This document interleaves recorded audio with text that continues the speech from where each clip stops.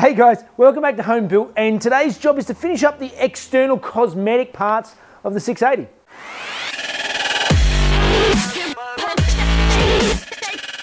So as you can see, I've spent quite a few days off and on in the time in between episodes going through and just refining the polishing on the car, and it's definitely not perfect, but it's looking really good. I now definitely have a newfound respect for detailers, because it's a lot of work and it's a lot harder than it looks to get it right.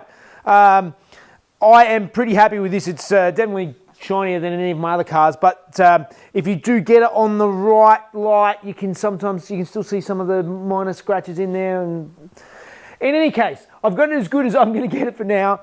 So now it's time to actually start doing the final fit up on, first thing would be the wheel arch flares. So let's look into that. So as many of you might have seen, when I previously mounted up my wheel arch flares, they were only temporarily mounted with self-tapping screws. I wasn't going to permanently mount them yet. I was going to actually put riv nuts in here and mount them on with riv nuts, but one of the things actually watching Beers for Build, he puts a lot of wheel arch flares on his cars, and the riv nuts actually tend to, because of all the grime and stuff flick from the wheels and everything, I think they tend to seize up pretty quickly, and then you never get the things off again. You have to cut them off, and it's a real nightmare. What he suggested, and so I've gone and done the same, is get well nuts. This is a little rubber fitting with a nut in the tip of it, so when you tighten it up, it sort of squeezes out and sort of like a pop rivet in behind the guard, and they stay on by just the rubber connection, but then they're really easy to get off again. So that's what I'm going to be using, and I went and got a bunch of these sort of nice deep set washers, so that it'll be a nice washer with some nice little Allen head bolts. So I'll just have nice little hidden black Allen head bolts all the way around the outside. Should look nice and neat, but also still be removable. So I'm going to go through now and start drilling out and fitting all my well nuts and fitting up the wheel arch flares.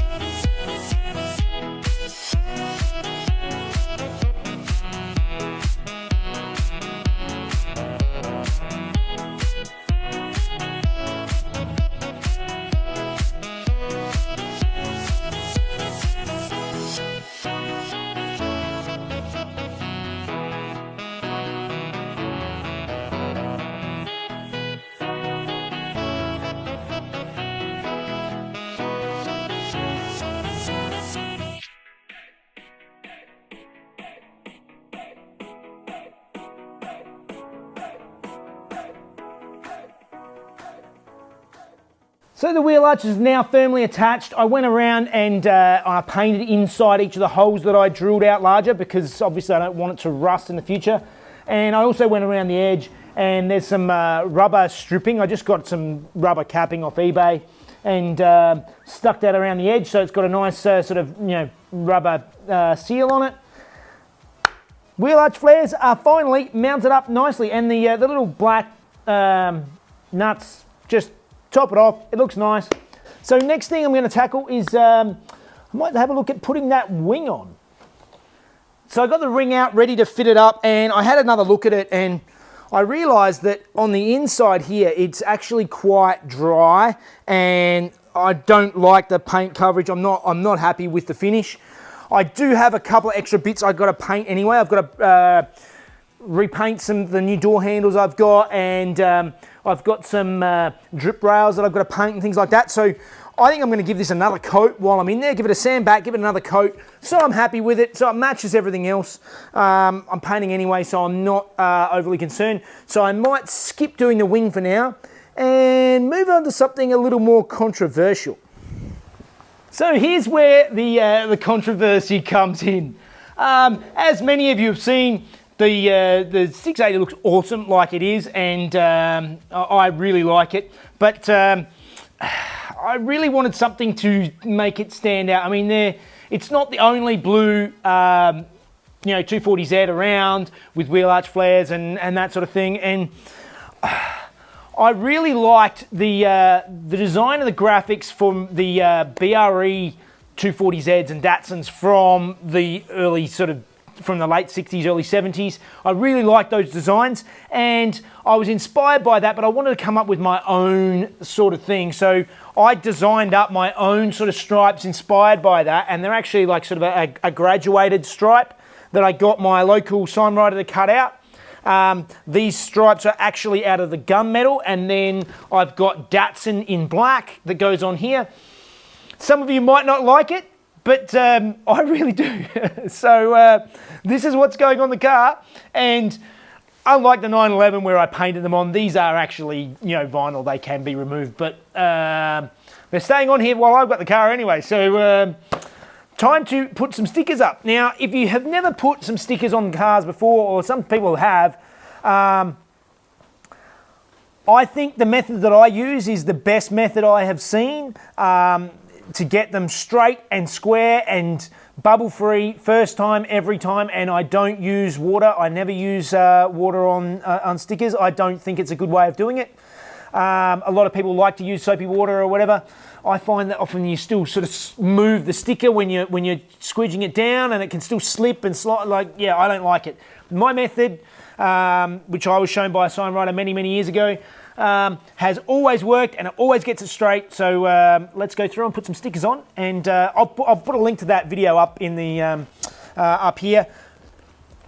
Let's stick these on.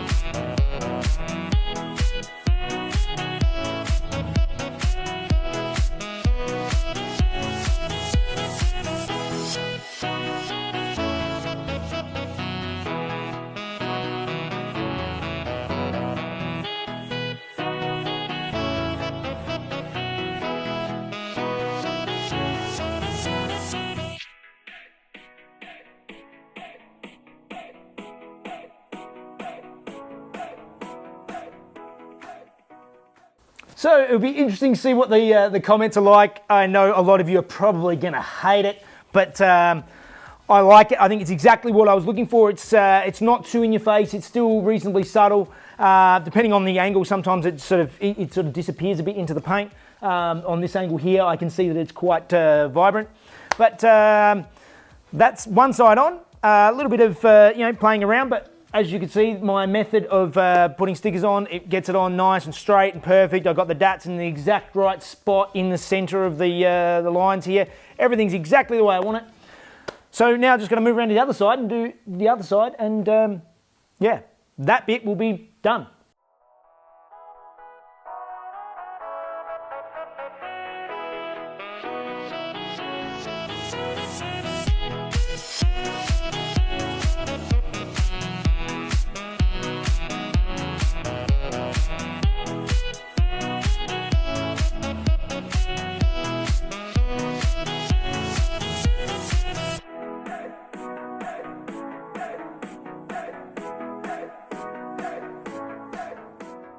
Now, I know I said I wasn't going to put this wing on permanently, and I am actually going to repaint it, but I just wanted to just see what the last little piece of the exterior looks like. So I'm going to try it out now, and I've got some spares, so yeah, let's see what you guys think.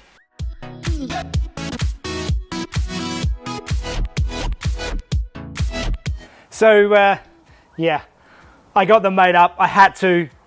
It is the 680G, so they are going to be on the car. These ones obviously going to get torn straight off again because I've got to repaint the wing. But I just thought I'd reveal that at the same time as the stickers, so let us know what you think. So my next exciting task is I finally have a windscreen for the car. And I searched around, I rang a bunch of different windscreen installers, and everybody was basically telling me, yeah, we don't do old rubber insert cars anymore. Basically, Nobody wants to do the classic cars because they're a pain in the backside. Thankfully, I have done enough now with the windscreens to be able to give it a go putting it in.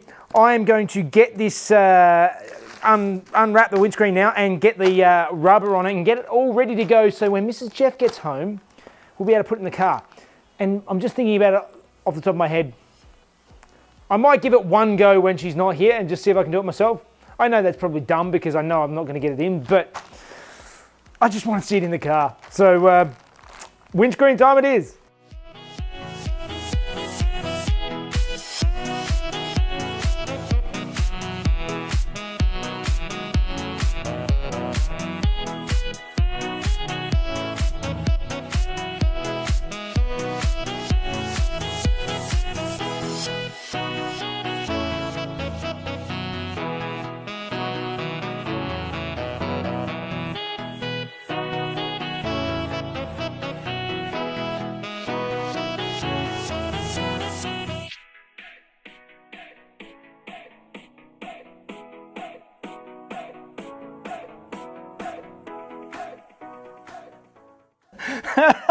Yeah, success, first go. First time I've ever got a windscreen in first go, and I did it on my own and it worked. It worked.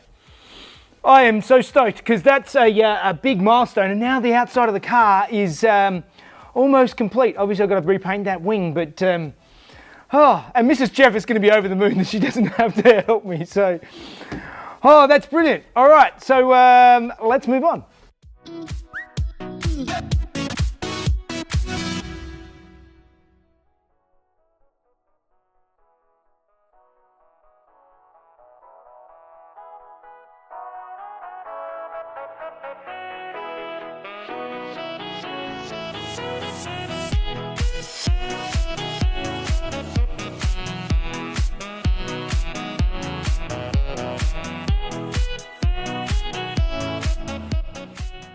So last thing for today I'm going to try and tackle is I've got a couple of spare door handles for the car.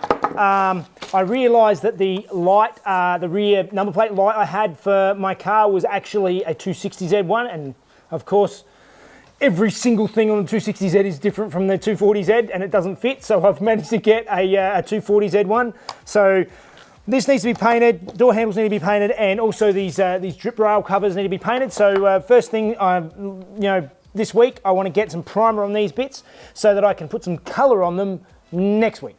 So let's do that.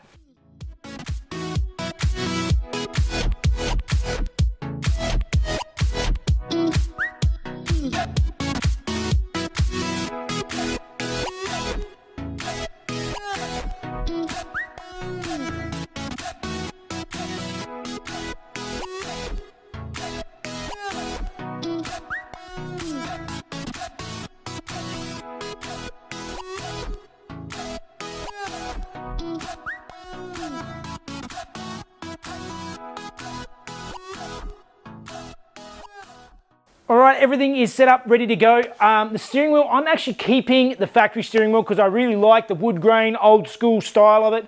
I know it's thin and big, but I think it's just, they look awesome. But mine's all rusty and stuffed in inside the car. It's going to be gunmetal in the center and just keep the wood grain on the outside. I think that's gonna look really good. And yeah, the rest is all ready to go. I'm just gonna double check over the car to make sure I've got everything, but I'm pretty sure this is it. But I've said that before, so who knows? Anyway, let's get some primer on.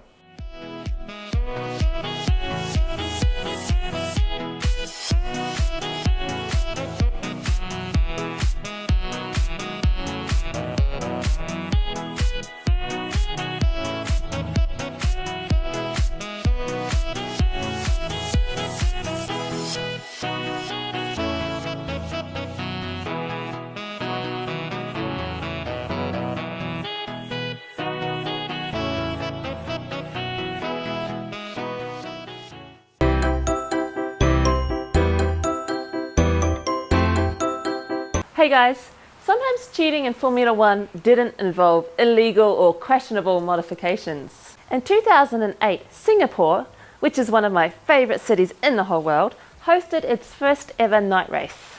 Renault's Fernando Alonso and Nelson Piquet Jr. qualified poorly in 15th and 16th place, but the team bosses had a plan. The team instructed Piquet Jr. to crash at turn 17, one of the few corners on the track, without a crane to remove wrecked cars. The safety car rules at the time meant that all pit stops were forbidden until all of the cars were safely lined up behind the safety car. Once the pits opened, most of the cars moved off to pit, and Alonso, who had pitted 3 laps prior for fuel and tyres, moved up to take the lead. He went on to win the race. The story didn't come out until 1 year later, when Piquet Jr. was sacked and he spilled the beans. As a result, Renault was suspended from racing for 2 years. Really big visual changes on the car today. It's really coming together. Now we have a windscreen in it. I have my stickers, which may be controversial, but I like them. I'm thinking I might go back to the Datsun itself, written on the side, and get a gunmetal border put around the Datsun, just so you can see it a bit better, because it does disappear a little bit more than than I wanted it to. I have to say I was just really excited to find out that Jeff managed to put the windscreen in by himself, because those of you who have watched our earlier videos remember the days, it felt like months actually, that took us to put the windscreen into the Porsche. It was such a headache. And it was in the dead of winter, so it was like oozing, freezing fingers. It was not fun. I'm getting much better at it. I was very excited. So in honour, I've dressed in the same colours as the hoist. Yes, the red, the yellow and blue. Anyway, as always, check out our Patreon page, and also check out the merch and all that sort of stuff. Like, subscribe, all that sort of good gear, and we'll see you on the next one. Bye guys. See you guys. Hey guys. Illegal move. Fernando Alonso. What did I say? Fernando Alonso. Show you remove parked cars, wrecked cars. See? Safety, safety.